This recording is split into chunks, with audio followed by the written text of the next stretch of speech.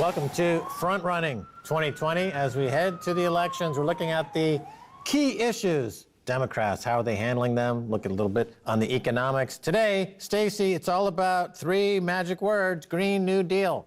Yes, and they were proposed by AOC, Alexandria Ocasio-Cortez, who I guess was basing her thing on FDR, Franklin Delano Roosevelt, and his New Deal. So the Green New Deal is supposed to be a jobs program and a climate change deal. We have with us James Howard Kunstler and Randy Voller. Jim, now tell us, what do you think of a Green New Deal? Is it a great jobs program? Is it a bad jobs program? Is it a good reason to have a deal? It's a when you wish upon the star program, because you know, we've entered a kind of period in our history which is an era of wishful thinking. And I think the truth of the matter is, unfortunately, we're not going to run Walt Disney World, the U.S. military, suburbia, the interstate highway system, and our great metroplex cities on any combination of alt fuel and alt energy. And I'm afraid it's going to come as a big disappointment to the American public. The main reason for that is you really can't fabricate the equipment for all these things and service them and maintain them without an underlying fossil fuel economy platform for that to happen under. And unfortunately, the country has not figured that out, including a lot of pretty intelligent people and people with good intentions. You know, we'd love to keep running our stuff the way we're running it now by other means.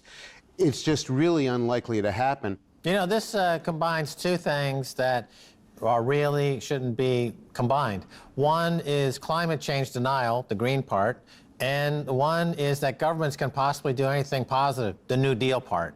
So these are two areas that the predominant political forces like to tell us are socialist, or they're impossible, or we don't have the money for them. So the branding on this is horrible. Is there a way to present this that would be more palatable? Because clearly infrastructure needs to be upgraded. That's something that governments need to do. Somebody needs to do it, and it's crumbling. How is that going to happen? And clearly with sea levels rising and with acidification of the oceans and with all the other problems that come with the toxicity of industrialization, there's a problem on the climate. How to brand this in a better way, maybe? Why do you think branding it as a Green New Deal is a bad idea? The New Deal was a vastly successful idea, and one of the problems I think that we've had in America is not having aspirational programs that we had in the past that actually moved the needle. We had the New Frontier, that's what JFK ran on. We had the Great Society. I think for the last 40 years, we've had the Raw Deal. Isn't it time to have a better deal, whether you call it the Green New Deal or whatever you do?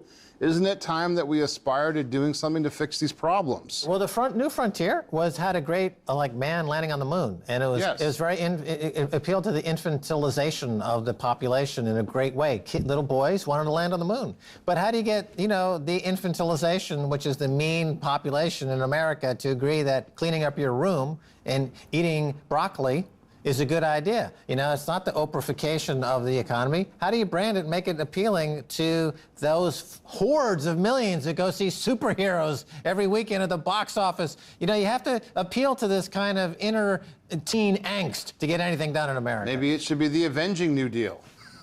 But look, the point is, my friend here was talking about whether this can actually be done, and you're getting to the energy issue. I mean, one of the challenges when you're dealing with solar with photovoltaics or you're dealing with wind power is how do you store the excess energy? Well, battery storage and development in that is improving. And and I would posit, like in states like North Carolina, when they've studied the amount of excess energy you can get from wind, if you could use it in an industrial process, for instance, you put a windmill and you started making batteries, and you split water and you took your hydrogen over here and your oxygen over there. You could use that to provide the energy of a manufacturing plant that created jobs, and you were trying to make batteries by splitting water. I mean, it's just an idea, but there are things you could do with this excess power in the interim that are job creating.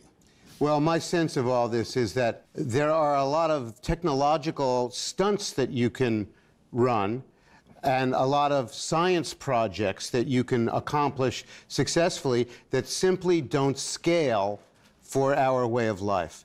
The general belief out there, for example, is that because we're running suburbia and so many people live in it, we have to find some way to continue to run it and mitigate all the problems with it by running it differently. And then the proposed solutions du jour are that everybody's going to drive electric cars. We're going to change out the internal combustion fleet for an electric fleet. I think that that's another thing that people are going to be very disappointed about.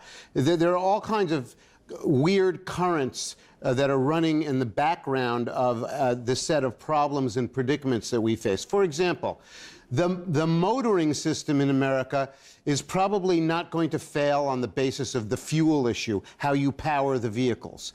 Well, what's really happening is, because the financial system is in such distress, there are fewer and fewer people who are capable of buying cars the way Americans are used to buying them, on installment loans and making payments on them every month. And we've bent every possible method we can to allow them to continue to do that, like 7-year loans for used cars. A parallel proposal is that we'll have this driverless car fleet of vehicles that operate like taxi cabs, and there will be, therefore, that many fewer vehicles to run. The problem is that the way the car industry is scaled, they have to sell about 17 million cars a year in order to maintain their business model. They can't just sell 3,000 cars a year or you know, 1.5 million cars a year. So there are many hidden problems in this whole matrix of green energy predicaments. In terms of this green energy, of course, Barack Obama hailed himself as making America the greatest energy producer in the world as a result of fracking, in particular natural gas. Natural gas, by many on the left and the Democrats, hail it as a great, green energy, when in fact the new data shows that indeed all of the global warming, the massive acceleration in the last 3 years, is due to the methane from fracking. So that has increased the output of greenhouse gases. What's more, the whole fracking industry has really amounted to a financial stunt of providing a lot of zero-interest loans or very ultra-low interest loans to the fracking companies who have spent the last 10 years demonstrating that they can't make a red cent fracking oil. Yes, but it did create some great jobs, very high-paying jobs. And also a very impressive rise in oil production, but for a very brief amount of time. But even something like The Economist just had a headline saying, we don't actually know about fracking. We don't know what it's doing. And this is 10 years after it's happened. So we don't know the consequences. We don't know about the radioactive waste involved in it. We don't know about what it's doing to our water supply. We don't know those things. That's what I'm saying with the Green New Deal. Is there a chance that they could just be running into a similar thing? Possibly, but the move toward natural gas was in part about air quality. And this whole issue was about coal and coal-fired plants and other legacy industries. And so they were saying, okay, how can we improve the air quality and have a clean burning gas that's abundant and cheap? And to his point, they were saying we're going to fuel an electric fleet with that. Well, the problem with fueling the electric fleet, of course, is we pay for our highways by the gas tax.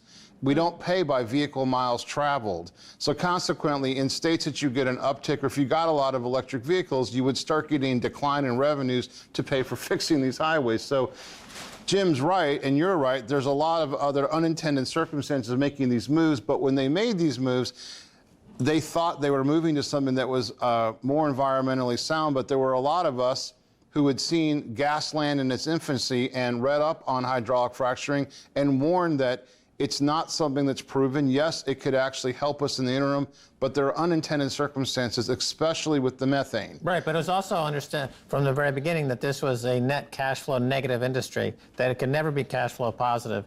And it reminds me so much of the other parts of the economy, like the gig economy that goes public on Wall Street, whether it's Uber or these other gig economies that are just burning money all the time, and they never have any hope of making any profits. It seems, to your point on the scaling issue, if the basic underlying underlying assumption is that nobody will ever make money ever, that you can always borrow money for zero or less than zero, and it's just about getting an incremental quarterly gain.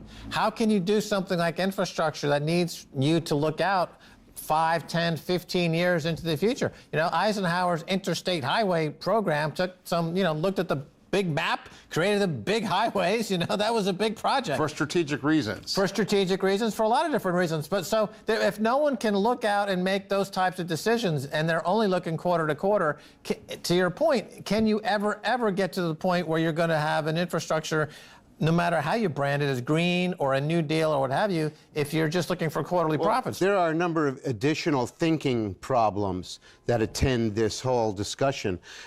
Notice, for example, that in our discussion about how we're going to mitigate suburbia, with our petroleum quandary, there's almost no discussion at all about walkable communities and walkable cities. And the reason for that is simply that Americans are not interested in that. And the reason they're not interested is because of what I call the psychology of previous investment.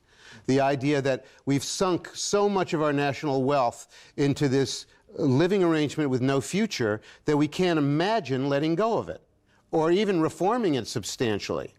And so, the one thing that we could do probably just to reduce the general larger problem of too much mass motoring and burning of gasoline and diesel fuel would be places to live that people could walk around in or, take public transit in, or a combination of both of those. And in fact, in point of fact, the places where those exist in the world, like many of the cities and towns of Europe, are the places that are the most rewarding and psychologically pleasurable places to live in the world. And yet Americans refuse to think about making those kinds of changes, which they get a lot more bang out of than they would from all of this fantasizing about green energy. Right, let's take a quick break. And is the Green New Deal, is it an economic problem or is it a mass psychological problem? Much more coming your way on Front Running.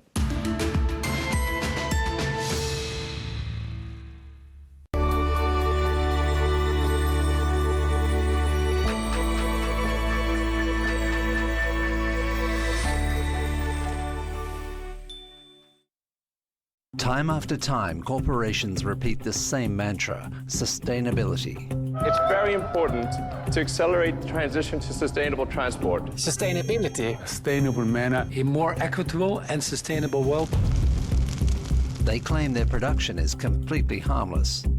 Kalau di sini kita lihat di hampir 1.000 hektar lebih. Untuk RKK itu hampir 600 hektar. Itu untuk satu perusahaan. Companies want us to feel good about buying their products while the damage is being done far away. Das ist ja genau das, was die Unternehmen uns einreden wollen. Es geht nur mit uns zusammen. Wir müssen mit den Unternehmen an einem Strang ziehen, damit die besser werden. Und das führt wozu? Zu grünen Löhnen.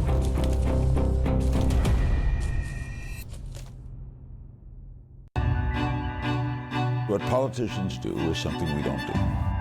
They put themselves on the line, and they get accepted or rejected.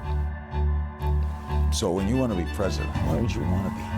Why would someone want to be president? What's it like to be president? What's it like when the phone rings at 3 in the morning? Can't be a good call. I'm interested always in the whys and the hows. And Q Larry. Question more.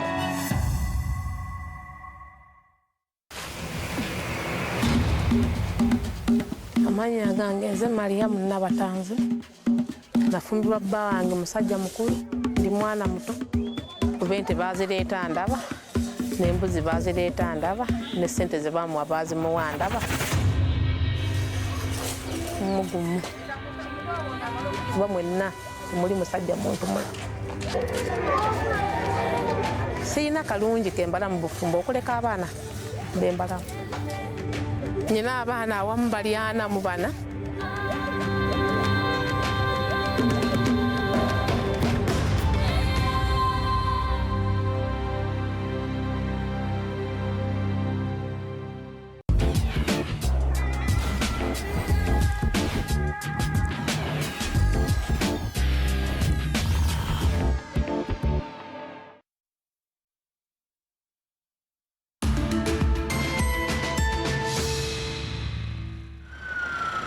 Welcome back to Front Running 2020. You know, Stacy, in the first half on this Green New Deal, we were talking mostly about the green, you know, but then there's the New Deal, and that implies jobs, and where do we go from there? Well, Jim Kunstler, I want to turn to you because you ended on the last half saying that we have this psychological commitment to our prior investments, and that's why we have the suburbia. But many studies have shown that the new millennials, the Generation Z, who made Brooklyn a livable place, they've turned this into a livable, thriving community. And so they do like to live in livable places, but how do you turn that into a huge jobs program? Because this is what they want. They want the shovel-ready projects. The question for the millennials, really for all of us, is what are the assumptions we're making about the structure of what work is going to be and what economic activity is going to be? And right now, I think the assumption is, well, we'll just continue to have this large corporate matrix of giant companies that, you know, provide enormous amounts of jobs for people. I think what we're going to see really happen in what will be a long-range contraction of economic activity will be the relocalization and the downscaling of economic activity. And what we really need are not so much jobs, but vocations and economic niches for people to occupy that also come with a social role in their community. And this was, in fact, the kind of country that we were pretty much before 1950. You know, this is the country that we were from the Jimmy Stewart movies of It's a Wonderful Life, you know, where people had a role in their community and they had an economic place in their community. And the placelessness of suburbia is very much like the placelessness of people who have no place in this country and in their community because there is no community for them to be in. You could see a lot of this behavior, for example, in the rise of the chain store world of the 1980s, 90s, and present time, in which we eliminated all of the local business in America. And we forget that those people who ran businesses in small town America and in the cities of America, they employed people in their community. They had a vested interest in the success of their community. A lot of the money stayed in their community. They supported the civic life of the community. They supported the Little League teams. They sat on the hospital boards. They sat on the library boards. And none of this happens with the Kmarts, the Walmarts, the innumerable chain store operations of America. That is, not only does it have to change, you can bet that it's going to change. But what about the jobs? Because where you live in upstate New York, you used to have mills, paper mills, clothing mills. You had all sorts of jobs there. And then those sort of communities, those local communities, developed around there. Mm-hmm. Now we just have finance capitalism, or we have Hollywood or Silicon Valley. So, of course, New York City is getting a huge infrastructure spend with like building up the seawall along there to prevent flooding in the future. But does it have to be a more local or state level thing, or can the federal government, can a Green New Deal, can AOC and Ed Markey's Green New Deal help across America? I think the assumption that the federal government is going to continue to be a competent and effectual management system for this part of North America may be assuming too much. I would say that the trend ahead is, because we're going to have to relocalize and we're going to have to go down the hierarchy of governance, that the federal government we could expect it to become only more ineffectual, more impotent, and more incompetent. On this idea of relocalization, the localization has become completely toxic. If you look at like Los Angeles or San Francisco, where the reintroduction of medieval diseases, where you have these encampments on the street, where the tech giants and the Hollywood giants, there's a cognitive dissonance going on. Right there in their backyards is a devolving, degrading, collapsing economy and a country that they don't seem to think have any role in having created that mess. So we can't even go back to localization because we're going back to the Middle Ages. Well, we can go back to it, but my guess is that we're going to be dragged kicking and screaming back to it, not because we want to go there or have an organized plan to go there. I think the key to understanding where we're at in this country is that we cannot construct a coherent consensus about what's happening to us, and therefore we can't construct a coherent plan for what to do about it. Yeah, I think that's an excellent point, actually. It's like we can't really describe what's going on, what's happening, what are the elements that are contributing to this. And the discussion seems to be relying on the tropes and the talking points from 20 years ago, 30 years ago, but so much has happened in the last... And a lot of those tropes are dedicated to a programmatic destruction of the common good and the sense of a common culture and a common purpose. I mean, as far as I'm concerned, and you know, I remain a registered Democrat, as strange as that seems, but you know, the Democratic Party has all but destroyed the idea of a common culture and common purpose in America with their program of multiculturalism, which is really at odds with the idea of a common culture. Randy, you were a mayor of a small city in North Carolina. If AOC and Ed Markey's bills pass through the Congress and the Senate and it becomes law and Green New Deal comes into effect, what happens? What do you do with the money? Every municipality operates an enterprise fund, which is your water and sewer. No water, no town. You've got to supply clean water. You've got to handle waste. So, of course, if you brought in money, you're going to repair your distribution system. You might build a new wastewater treatment plant. You might build a new reverse osmosis water treatment plant. Or you might run a reuse water plant to 3M, which is south of town, which we did when I was mayor. Instead of sending them potable water, we send them actually water that comes from our sewer treatment plant, which is more environmentally sound and smarter. There are a lot of things that local governments can do that put people to work, like filling in potholes and building sidewalks so you could walk to the schools in the community, or building parks that help the quality of life. Well, one of Alexandria Ocasio-Cortez's, the resolution within her bill that she proposed was an upgrading of all existing buildings in the United States and building new buildings to achieve maximal energy efficiency, water efficiency, safety, affordability, so weatherproofing them and things like that. That, of course, could provide a lot of security in terms of not only jobs, but also energy security, bills security, electric bills. Yeah, I mean, that's an idea that those of us that have worked in the industry know about. I mean, some of the low-hanging fruit is essentially taking existing buildings and making them more energy efficient, making the quality of living in the building better. And those jobs can't be outsourced because you have to actually do them in town. Yeah.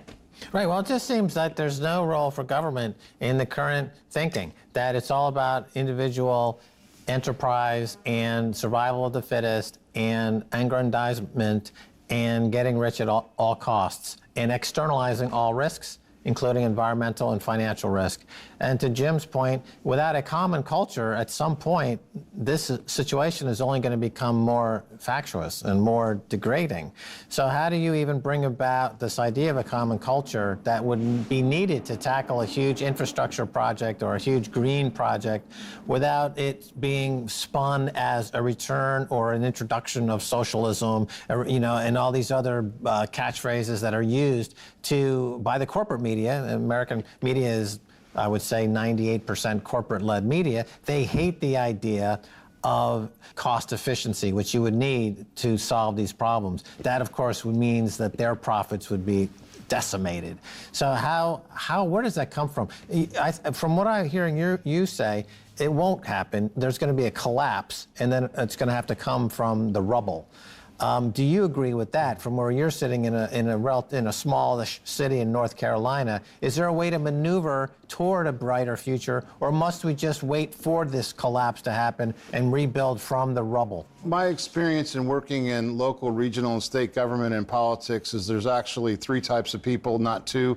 Those that say that that cup is half full, those that say that it's half empty, but the third type is just someone that spills the glass and makes chaos. So we may get to the situation Jim's talking about because there are groups in our country that are pushing chaos. And that's why, for example, we can't agree on what being an American is. In my town right now, we have neo-Confederates united with Nazis arguing about Confederate flags and monuments. We don't really have an idea of what our common culture is. That has nothing to do with providing clean water or providing making sure that your roads are safe and the potholes are filled and that your schools are good. These are other external issues from the past and the present that are putting pressure on having that common American culture. So there is a place where there is a successful Green New Deal. Many of the millennial voters want a Green New Deal. There is a Green New Deal, and it's in China. China has built 45 nuclear power plants over the past decade. They have a plan. Of course, China's allowed to plan. They have a Energy Development Strategy Action Plan, 2014-2020, and they're building 15 more nuclear power plants at the moment. They've built hundreds and thousands of miles of high-speed rail. They're able to do it. Are we ever going to be able to do this, Jim Kunstler? I think that the experience in China was a remarkable achievement. However, it may not represent what it appears to be. You know, it's true that they've built a great deal of nuclear infrastructure. But again, you have to get back to the question, can they continue to maintain and run that stuff without a petroleum supply? And they have very, very little petroleum That doesn't of their matter. own. They have been able to build it. They have been able to put people to work. We say we can't do it. We're Americans. We can't do it. We don't have the ability. We can't put people to work. We can't come up with a deal. But they built a giant machine for this giant country for living in that may not be maintainable in any case. I disagree with the notion that we can't do it. I think we can do it, and I think that we have other issues that are affecting our ability to do it. For instance, we have a debate on immigration. We need immigrants in this country in order to fuel this building. Green New Deal. What about that? That's to the Green New Deal. In order to have a Green New Deal with building infrastructure, so you're going to tell the population, all those Republicans, vote for more immigrants because we need a Green New Deal. That's like a loser. Not really. We rely on people coming into this country. You need 2.11 people to replace the ones that are here. We're not actually replacing the people who are here. Our population is aging. But the people who are taking opiates and shooting meth in the Midwest because they're leading purposeless lives of anomie and ennui, they're not the ones who are anxious to bring in, you know, millions of other new workers to replace them. I said earlier that societies are emergent and self-organizing, and reality has mandates of its own that go beyond what our wishes and preferences are and our utopian visions may be. You know, and we're going to be subject to the mandates of reality, and we'll do what we're required to do. We'll do what we're compelled to do. I think that the human project is going to continue. I think it will represent a time out from the kind of technological progress we've enjoyed, but it's something we might have to consider. Okay, Green New Deal. This is a flash round. Will it happen? Won't happen? Jim Kunstler? We're going to get a new deal, but it may not be the Green New Deal that people are expecting. We'll get the Green New Deal that we deserve. Randy. I think we are going to get a Green New Deal because the Green New Deal encompasses things beyond just straight infrastructure.